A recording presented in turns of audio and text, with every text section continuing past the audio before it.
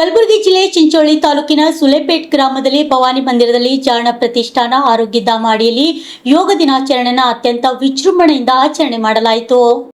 ಯೋಗ ಕಾರ್ಯಕ್ರಮವನ್ನು ಪ್ರಭು ಜಾಣ್ ಚಿತ್ರಕಲಾ ಶಿಕ್ಷಕರು ಮತ್ತು ಯೋಗ ಸಾಧಕರು ಯೋಗ ಕಾರ್ಯಕ್ರಮವನ್ನು ನಡೆಸಿಕೊಂಡು ಬಂದರು. ಈ ಕಾರ್ಯಕ್ರಮವನ್ನು ಪ್ರಾರ್ಥನೆ ಮೂಲಕ ಪ್ರಾರಂಭಿಸಿ ದೇಹವನ್ನು ಬಿಸಿ ಮಾಡಿಕೊಳ್ಳುವುದು, ನಂತರ ತಲೆಯಿಂದ ಪಾದದವರೆಗೂ ಎಲ್ಲ ಭಾಗಗಳನ್ನು ಸಡಿಲು ಮಾಡಿಕೊಳ್ಳುವುದು, ನಿಂತು ಮಾಡುವ ಆಸನ, ಕುಳಿತು ಮಾಡುವ ಆಸನಗಳು, ಹೊಟ್ಟೆ ಮೇಲೆ ಮಲಗಿ ಮಾಡುವ ಆಸನಗಳು, ಬೆನ್ನಿನ ಮೇಲೆ ಮಲಗಿ ಮಾಡುವ ಆಸನಗಳು ಮತ್ತು ಪ್ರಾಣಾಯಾಮ, ಧ್ಯಾನ, ಸೂರ್ಯ ನಮಸ್ಕಾರ ಮಾಡಲಾಯಿತು. ಈ ಸಂದರ್ಭದಲ್ಲಿ ಜಾಣ್ ಫೌಂಡೇಶನ್ ಅಧ್ಯಕ್ಷರು ಶ್ರೀಮತಿ ಸವಿತಾ ಜಾಣ್, ಪರಮೇಶ್ವರ್ ಪಾಟೀಲ್, ರಾಮ್ ತೀರ್ಥ್, ಸುಭಾಷ್ ನಿಡಗುಂದಿ, ಅಂಬಾದಾಸ್ ಐನಳ್ಳಿ, ರಾಜು ದಬ್ಬಾ, ಜೀವನ್ ಕುಮಾರ್, ಮಹೇಂದ್ರ ಕರ್, ಶಿವಾಜಿ, ಮಹಾನಂದ್ ಸುನೀಲ್ ಐನೊಳ್ಳಿ, ನಾಗವೇಣಿ ಸಜ್ಜನ್, ಪ್ರವೀಣ್ ಮಹೇಂದ್ರ ಕುಮಾರ್ ಹಾಗೆ ಮಕ್ಕಳು ಕೂಡ ಯೋಗ ಕಾರ್ಯಕ್ರಮದಲ್ಲಿ ಭಾಗವಹಿಸಿದ್ದರು. ಲಿಂಗರಾಜ್ ಸ್ವಾಮಿ, RG32 ಕನ್ನಡ ನ್ಯೂಸ್, ಚಿಂಚೋಳಿ. ಎಲ್ಲ ಬೇರೆ ಬೇರೆ ದೇಶಗಳು ಏನು ಮಾಡ್ತಾರೆ, ಇದೆಲ್ಲ ಸುಳ್ಳನ್ನು ಮಾಡಿದ್ರು. ಇವ್ರು ಬಂದು ಮೇ 21, 2014 ಇದ್ರ ಬಗ್ಗೆ ನಮ್ಮ ದೇಶದ ಹೆಚ್ಚು ಬದಲಿಸಲಾಯಿತು. ಇದರಿಂದ 196 ದೇಶಗಳಲ್ಲಿ ಯೋಗಾಸನ ಏನು, ಯೋಗಾಸನ ಮಾಡೋದ್ರಿಂದ ಏನು ಯೂಸ್ ಮಾಡೋದಂದ್ರೆ ಬೇರೆ ದೇಶಗಳೆಲ್ಲ ಪ್ರಾಕ್ಟಿಕಲ್ ಕೊಡಬೇಕು. ಪ್ರಾಕ್ಟಿಕಲಾಗಿ America, Canada, Indonesia, Malaysia, Ukraine ಆದರೆ, ಇಂಗ್ಲೆಂಡ್ ಅದ, ಬೇರೆ ಎಲ್ಲ ಕಂಟ್ರಿಗಳದಾಗ ಏನು ಮಾಡಿದ್ರೆ ಇವ್ರದ್ದೇ ಒಂದು ಸಪ್ರೇಟ್. ಈಗ ನಮ್ಮಲ್ಲಿ ನಮಗೆ ಸಂಸ್ಕೃತ ಅಷ್ಟು ಗೊತ್ತಿಲ್ಲ.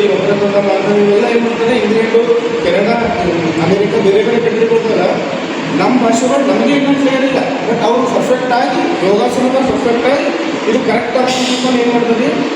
ಯುನೆಸ್ಕೋ, ಸಾರ್ಕ್, ಯುನೆಸ್ಕೋ, ಬ್ರಿಕ್ಸ್ ಇವೆಲ್ಲ ಎಲ್ಲ ದೇಶಗಳು ಒಂದೊಂದು ಒಕ್ಕೂಟ ಅದರೊಳಗೆ ಏನು ಮಾಡಿದ್ವಿ, ನಮ್ಮ ಹೆಲ್ತ್ ಇದರಿಂದ ಕರೆಕ್ಟ್ ಇರ್ತದೆ ಅಂತಂದ್ರೆ ಪ್ರಾಕ್ಟಿಕಲಾಗಿ ನಾನು ನೋಡ್ಬೋದು.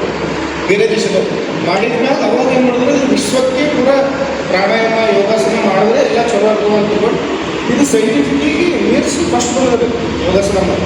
ಅವಾಗ ಏನು ಮಾಡಿದ್ರು ಎಲ್ಲ ದೇಶಗಳು ಕೂಡ ಎಲ್ಲರೂ ಇಡೀ ವಿಶ್ವದಾಗೆ ಇದು ಒಂದು ಅದ್ಭುತ ಅಂತ. ಇಡೀ ವಿಶ್ವದಾಗೆ ನಾವು ಜೂನ್ 21 ನಾವು ಯೋಗಾಸನ ದಿನಾಚರಣೆ ಮಾಡಬೇಕಂತ ನರೇಂದ್ರ ಮೋದಿಯವರು ಹೇಳಿದ್ರಿಂದ ಆಗಿದ್ದು. ಇದಕ್ಕಿಂತ ಹೆಚ್ಚಿಗೆ ಏನೋ ತಪ್ಪಿಲ್ಲ ಇದ್ರೊಳಗೆ ಹೇಳಿದ್ದು, ಸ್ವಲ್ಪ ಏನೋ ತಪ್ಪಿದ್ದು ಕ್ಷಮಿಸ್ತೀವಿ. ಇದೇ ಯೋಗಾಸನ ಮಹತ್ವ ಅಂತ ಯೋಗ ದಿನಾಚರಣೆಯ ಶುಭಾಶಯಗಳು.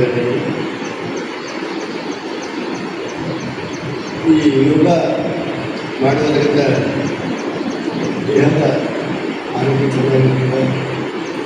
ಒಂದು ಉಸಿರಾಟಕ್ಕೆ ಯೋಗ ಮತ್ತು ಧ್ಯಾನ, ಪ್ರಾಣಾಯಾಮ ಮಾಡುವುದರಿಂದ ನಮಗೆ ಏಕಾಗ್ರತೆ ಬರ್ತದೆ. ಮಕ್ಕಳಲ್ಲಿ ಏಕಾಗ್ರತೆ ಬರೋದ್ರಿಂದ ಮಕ್ಕಳನ್ನು ಮಾಡೋದ್ರಿಂದ ವಿದ್ಯಾಭ್ಯಾಸದಲ್ಲಿ ಒಳ್ಳೆಯ ಒಂದು ಚುರುಕಾಗಿ ಕೆಲಸ ಮಾಡಲು ಸಾಧ್ಯ ಆಗ್ತದೆ. ಮತ್ತು ದೈಹಿಕ ಚಟುವಟಿಕೆಗಳು ಸಹಿತ ಚೆನ್ನಾಗಿ ಆಗ್ತದೆ, ಆರೋಗ್ಯವಾಗಿರೋದಕ್ಕೆ ಸಾಧ್ಯ ಆಗ್ತದೆ. ಆದರೆ ಮಕ್ಕಳು, ಹಿರಿಯರು, ಎಲ್ಲರಿಗೂ ಸರಿಸಮನಾಗಿ ಮಾಡಲಿಕ್ಕೆ ಅವಕಾಶ ಇದೆ. ಎಲ್ಲರೂ ಮಾಡೋದ್ರಿಂದ ಅಂತಂದ್ರೆ ಆರೋಗ್ಯ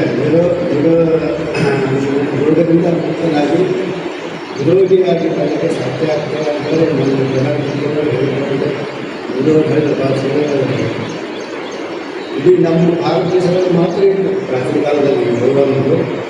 ಈಗ ನಮ್ಮ ಮಾನ್ಯ ಪ್ರಧಾನಮಂತ್ರಿಗಳ ಒಂದು